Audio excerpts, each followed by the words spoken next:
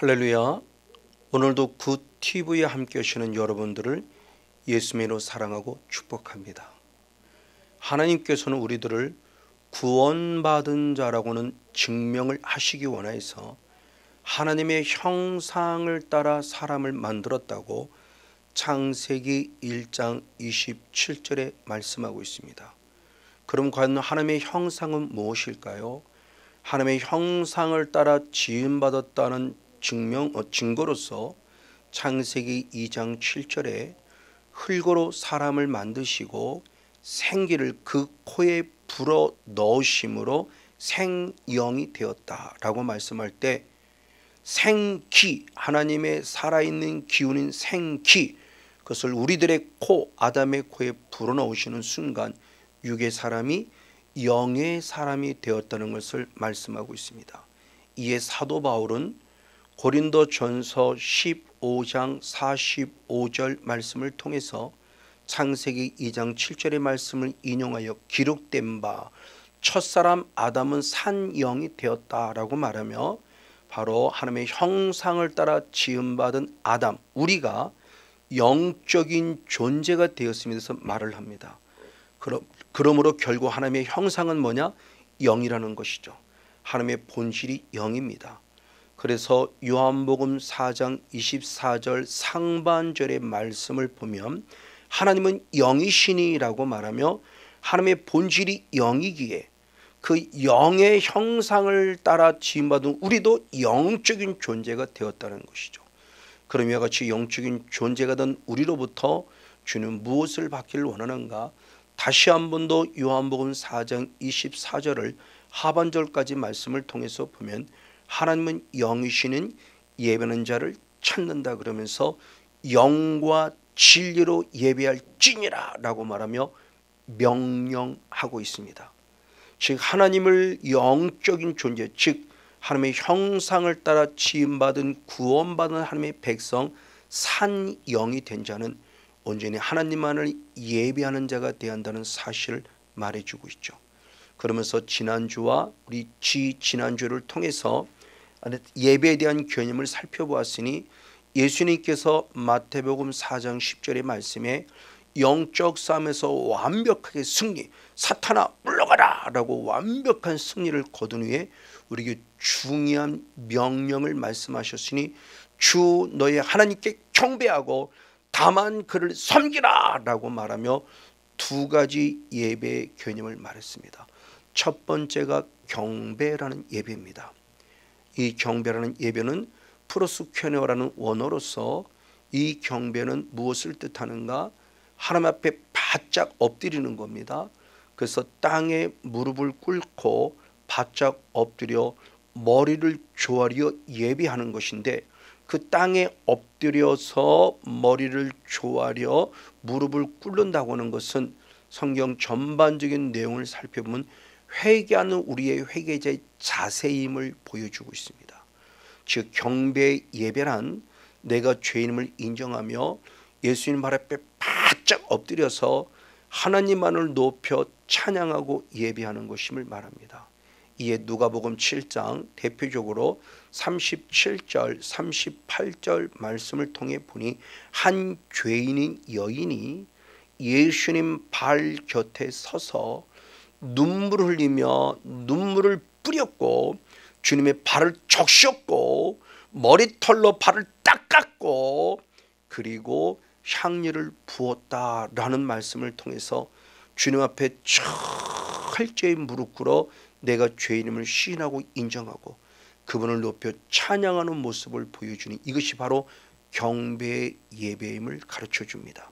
바로 이 경배 예배임을 통해서 또 한 번 봤을 때 또 하나의 모습은 바로 섬김의 예배가 있죠.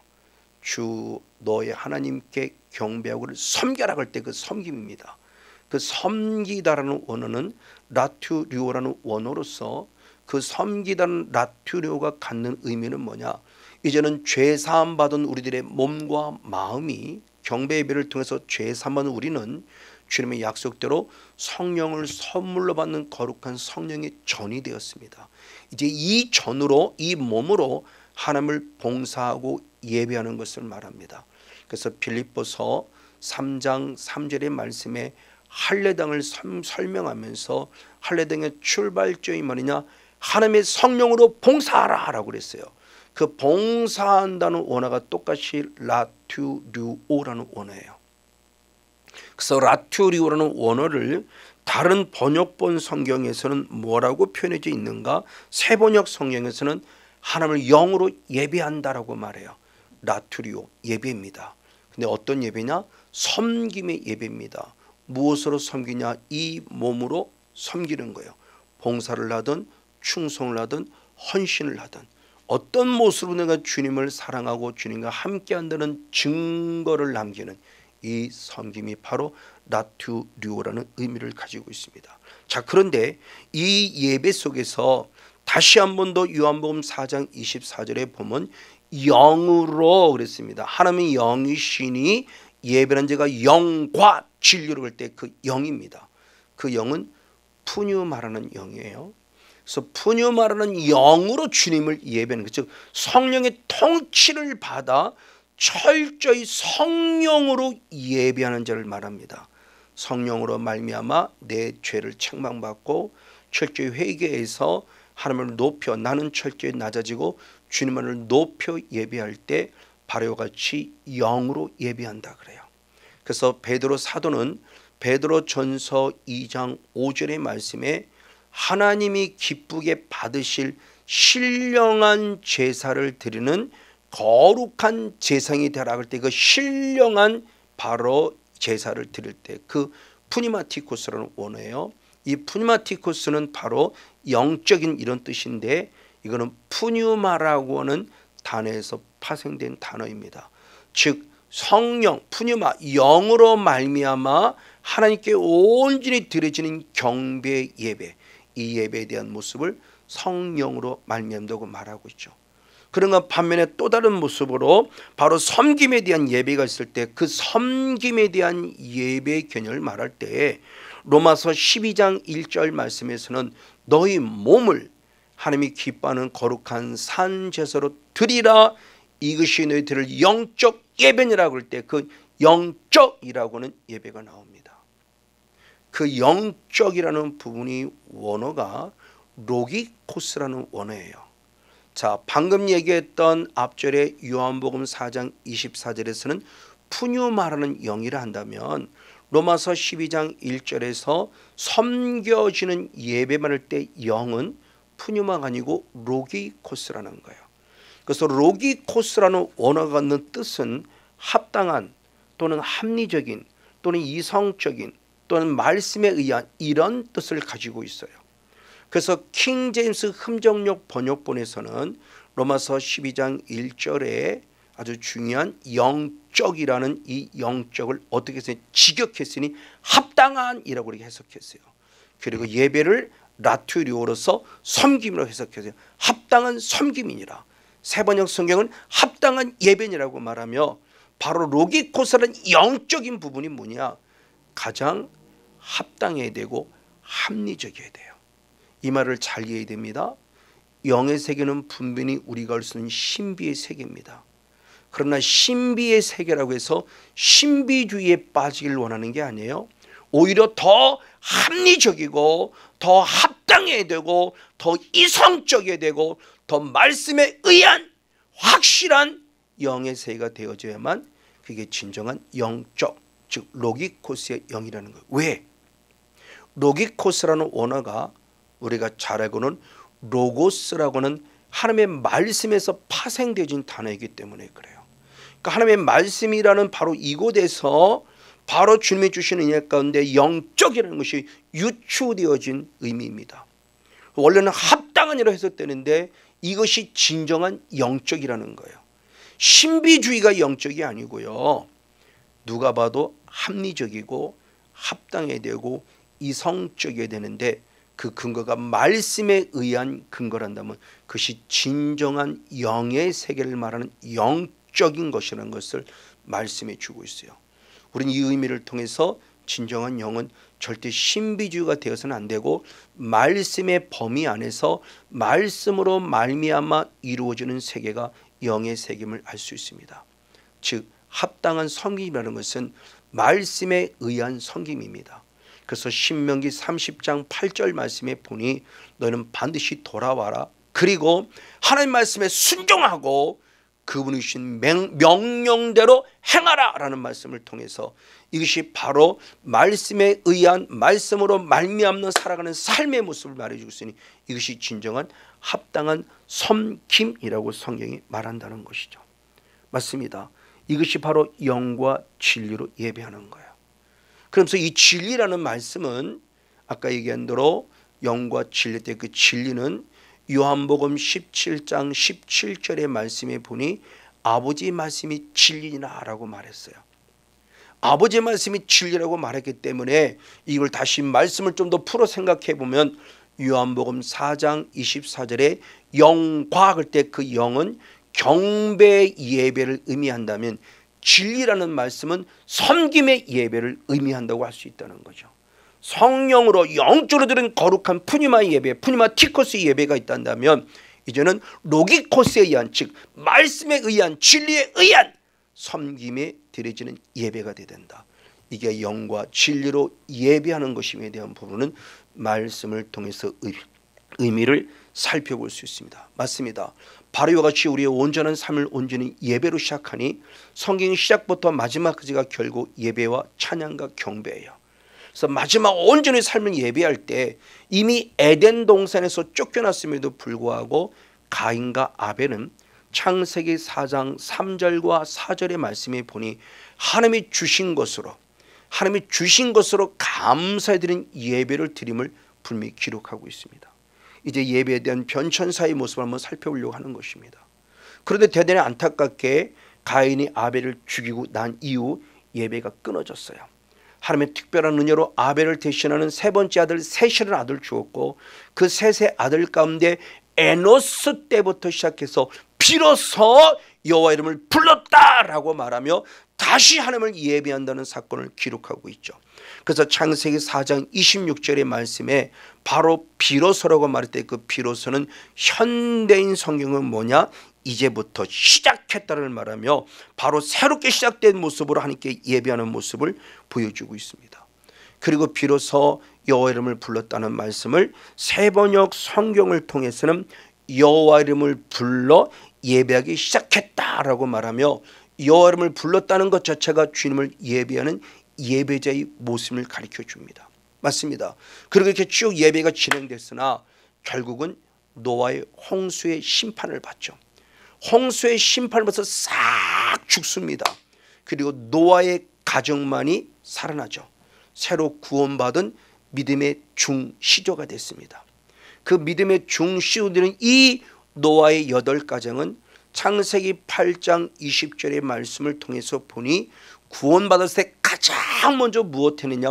여호와를 위하여 단을 쌓아서 하나님께 예배했다는 아주 중요한 의미를 가르쳐 줍니다.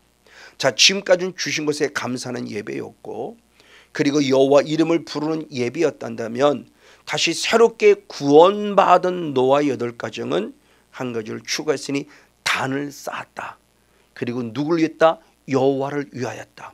그래서 뭘 드렸다? 번제를 드렸다고 그래요. 그때 그 단을 쌓는 예배가 어떤 의미를 갖느냐? 미즈페 아흐라는 원어인데 미즈페 아흐라는 원어는 죽인 동물을 바치는 어떤 단을 말해요. 자, 이 미즈페아라는 원어는 그럼 어디에서 파생됐느냐? 자바흐라는 원어인데 자바흐라는 원어는 동물을 죽이다 또는 제사를 드리다는 뜻을 가진 단에서 파생된 거예요. 자, 동물을 죽이다는 것이 뭘까요? 제사를 드린다는 게 뭘까요?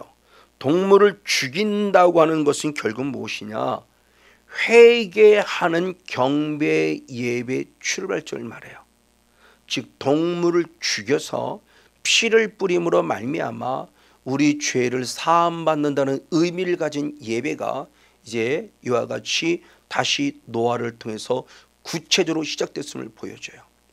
이 사건을 잘 설명해 주는 가장 중요한 사건이 뭐냐? 에덴 동산에서 쫓겨나기 전에 하나님이 구원의 예표를 그들에게 알려주었죠. 짐승을 잡아서 가죽옷을 입혀주고 에덴 동산에서 쫓아내요. 다시 말하면 그들이 구원받는 새로운 길을 알려준 겁니다. 그 가죽옷을 입혔다는 것은 누군가가 대신해서 죽었다는 것이고 죽었을 때 피 흘렸다는 것이죠. 이것은 결국 예수님이 십자가에 죽으실 것을 예표하는 부분으로서 예수의 피를 통해서 죄사함 받은 자만이 다시 에덴 동산에 들어올 수 있다라고는 의미를 가르쳐 주는 거죠. 그래서 창세기 3장 21절 말씀에 아담과 하와에게 가죽옷을 입혔다고 하는 것은 이미 그들에게 놀라운 단을 쌓아서 피를 흘리는 예배가 필요함에 대함을 이미 알려준 것이죠. 그래서 신약성경에도 갈라디아 3장 27절 말씀에 예수의 피로서 그리스도의 옷을 입었다라고 말하며 그리스도로 옷 입은 영적인 가죽옷을 입은 새로운 생명의 출발점이 바로 피를 통해서 십자가의 죽으심을 통해서 온다는 사실을 가르쳐 주고 있죠. 그러면서 더 중요한 모습이 한 단계 더 나아가 이제 창세기 12장 8절의 말씀에 아브라함이 단을 쌓아 하나님께 예배를 드렸을 때 여호와 이름을 다시 또 부르더라 라고 표현해요. 여호와를 단을 쌓는 것이 끝남이 아니라 여호와 이름을 다시 불러더라 말하면서 다시 한 번 더 단을 쌓은 다음에 이제 여호와 이름을 불렀다는 것은 대단히 중요한 의미를 갖습니다. 이 이름을 부른다고 해서 부르면서 제단을 쌓을 것에 대한 부분을 주님이 말씀하신 부분은 이미 하나님께서 주신 거룩한 명령이었어요. 그래서 출애굽기 20장 24절의 말씀에 토단을 쌓아라. 그래도 이 양과 서로 번제와 화목제로 드리라 라고 표현했어요. 이 상반절의 말씀에 단을 쌓아서 바로 화목제와 번제로 드려라. 짐승을 죽여서 피를 흘리라는 거죠. 그리고 여호와 이름을 두려고 기념한 곳 여호와 이름, 그 이름을 부르는 예배를 통하여 하나님께 영광 돌리야 한다고 이미 하나님께서는 거룩한 명령을 통해서 확실하게 못 박아놨습니다. 그래서 주님께서는 요엘 선지자를 말씀할 때 요엘서 2장 32절의 말씀에 상반절을 보면 누구든지 여호와 이름을 부르는 자가 구원을 얻는다라는 말씀을 통해서 여호와의 그 이름을 부른다고 하는 것은 여호와 이름에 구원이 있기 때문에 우리는 구원이라는 거룩한 뜻을 가진 여호와 이름을 부름을 통해서 구원자의 반열에 설 수 있다는 사실을 가르쳐줍니다. 여호와 이름 속에 이미 구원의 뜻을 갖추고 있어요. 자, 히브리어는 한자같이 상형 문자로 되어 있습니다. 그래서 여호와란 이름을 보면은 네 글자로 되어 있는데 가장 먼저 요드라고 하는 글자가 있어요. 이 요드라는 글자는 손이라는 뜻을 갖고 있고요. 그 다음에 해라는 글자는 보다라는 동사입니다. 그 다음에 막대에 갇히는 바브라고 하는 원어가 있는데 글자가 있는데 이 글자는 못이라는 뜻을 가지고 있고요. 다시 해라는 동사는 보다라는 동사를 갖고 있어요. 이 말을 우리가 간추려 보면은 손을 보라 못을 보라야. 이걸 우리가 풀어서 쓰면은 못 박힌 손을 보라 이거죠. 이미 여호와라는 이름 속에서 주님은 이 세상을 구원하기를 작정하셨을 때 못 박힌 손을 통해서 그 십자가의 죽으심을 통해서를 구원하기로 작정하셨다는 것을 우리는 주님의 이름을 통해서 보니 주님의 이름을 부른다는 것이 어떤 의미인지 우리는 살펴볼 수 있다는 거죠. 그리고 여호와라는 이름과 똑같은 또 다른 이름값을 가진 게 있으니 바로 예수아라는 이름입니다. 그런데 처음부터 예수라는 이름이 이름으로서의 가치를 바라지 않았어요. 처음에는 그냥 일반 보통 명사였어요. 대표적으로 출애굽기 14장 13절의 말씀에 보니 너희는 가만히 있어라. 그리고 하나님의 행하시는 구원을 보라. 그럴 때 그 구원이 뭐냐? 예수아예요. 언어가 예수입니다. 그때는 보통 명사였어요. 보통 명사로 쓴 이 보통 명사 예수아라는 이 글이 이제 하나님의 아들 예수님께 붙여지죠. 그래서 하나님의 아들 예수님께 붙여질 때 누가복음 1장 31절의 말씀에 내가 아들을 낳으리니 그 이름을 예수라 할 때 그 예수가 예수아예요. 이제부터는 고유 명사가 됐습니다. 그냥 구원이라는 글자가 아니라 예수아라는 고유 명사, 예수님께만 붙여주는 거룩한 이름인 예수아라는 이름을 가졌습니다. 근데 이 예수라는 이름이 똑같이 역시 구원의 뜻을 가지고 있어요. 그래서 예수는 다 5글자가 되는데 가장 먼저 똑같이 상형문자되면 그 뜻이 있어요. 처음에 요드, 아까 여호와를 발 때 똑같아요. 이 요드는 손이라는 뜻을 가지고 있어요. 두 번째 한자가 더 들어갔습니다. 쉰이라는 글자예요. 이 쉰이라는 글자는 전능자라는 뜻을 가지고 있습니다. 세 번째는 바부, 아까 조금 전에 했던 여호와 이름과 똑같이 바부라는 목같이 생겨진 막대기인데 이것이 못이라는 뜻이에요. 그리고 마지막에 그 네 번째로 안이라는 이름을 갖고, 안이라는 글자를 갖고 있어요. 이 안이라는 글자는 눈입니다. 명사로 눈이래요. 눈입니다. 그리고 마지막 해라는 글자는 아까 여호와라는 이름과 똑같이 보다라는 거예요. 자, 이 말씀을 우리가 그대로 한번 해석해 보면요, 전능자의 못 박힌 손을 내 눈으로 정확하게 보라, 이런 의미를 가지고 있다는 거예요. 그러니까 예수라는 이름 속에, 여호와라는 이름 속에 이미 구원이 예피되어 있는데 어떻게 구원할 것이냐? 손에 못 박음을 통해서 우리를 구원하겠다는 정확한 십자가 은혜가 예표되어 있었고 그 뜻을 드디어 이루어내셨다는 거예요. 이걸 증명한 자가 있죠. 누가 증명했을까요? 너무나 잘 알고 있습니다. 의심 많은 도마입니다. 예수님이 부활하셨습니다. 그리고 제자들에게 나타났습니다. 근데 그때 도마는 없었어요. 많은 제자들은 예수님이 부활하심을 확증했습니다.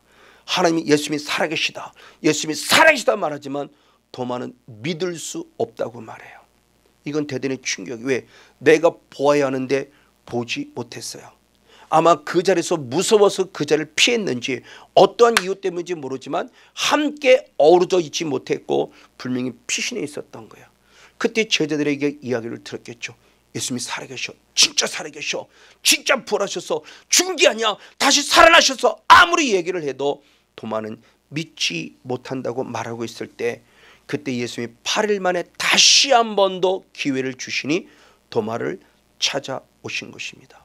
그래서 요한복음 20장 27절 말씀이 아주 중요한 말씀을 하죠. 그 의심 많은 도마에 나타난 뭐라고 말하면 아주 중요한 말씀할 때 그 못 박힌 손을 보시면서 손을 보라 라고 말씀했어요. 손을 보라. 조금 전에 우리가 어서 들어본 것이죠.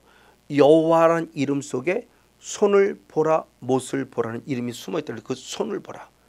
그러면서 네 손으로 그 옆구리를 찔러보라고 말해요.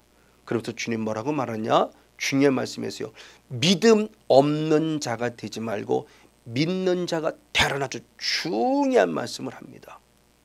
자, 확실히 보고 믿음 없는 자가 되지 말고 믿는 자가 되라는 중요한 말씀을 선포했어요. 그때 도마가 아주 중요한 신실한 신앙을 고백합니다. 그래서 요한복음 20장 드디어 28절 말씀에 뭐라고 표현했는가? 도마가 대답하여 가로되 주는 나의 주시며 나의 하나님이십니다 라고 고백해요. 자, 놀랍습니다. 지금까지의 말씀을 통해서 보면 나의 선생입니다, 당신은 그리스도이십니다, 살아계신 내 아들입니다, 이렇게 고백해야 되는데 그렇게 고백하지 않고 뭐라고 고백하느냐? 당신은 나의 주인이십니다, 그리고 나의 하나님이십니다. 이 고백이 어디서 나왔을까요? 손을 보라 라고 했을 때 손을 보라는 그 단어를 듣는 순간 아마 도마에게는 여호와라는 단어가 떠올랐을 거예요. 여호와라는 단어가 그치 손을 보라 못을 보라는 얘기인데 그렇구나. 그리고 예수와 전능자의 못 박힌 손을 보라. 그치 맞아. 이분이 결국 누구였구나? 하나님이었구나. 여호와 하나님이었구나. 그래서 당신은 나의 주시며 나의 하나님이시다라고 신실한 고백을 통해서 삼위일체 하나님을 확증시키며 남은 생에 주를 위해 멋지게 쓰임받는 순교자의 삶을 살아간 자가 도마였음에 대해서 너무나 잘 알고 있어요. 근데 이 뜻이 언제부터 있었냐? 창조 이전의 영의 세계에서부터 있었어요. 그래서 사도행전 2장 23절의 말씀에 이 예수 그리스도께서 십자가에 못 박아 죽을 것에 대해서 이미 하나님의 정하신 뜻이었다. 그리고 미리 아신 대로 가지고 있던 뜻이 드디어 못 박아 죽었다고 말하며 창조 이전의 영의 세계부터 이미 갖고 있는 구원의 뜻, 여호와라는 이름에 숨어있는 뜻, 예수라는 이름에 숨어있는 뜻이 드디어 이루었음을 보여줍니다. 오늘 저와 여러분 주님을 예배하는 자가 될 때 나의 주어진 모든 가진 것을 가지고 믿음의 단을 쌓아 이제는 철저히 어린 양 예수의 피 묻음을 통해 힘입어서 이제는 여호와 이름 나의 구원자 예수님을 부름으로 온전히 구원의 바늘에 선 진정한 예배 성공자 우리 모두가 되어지기를 예수님의 이름으로 간절히 축복하고 축원을 드립니다.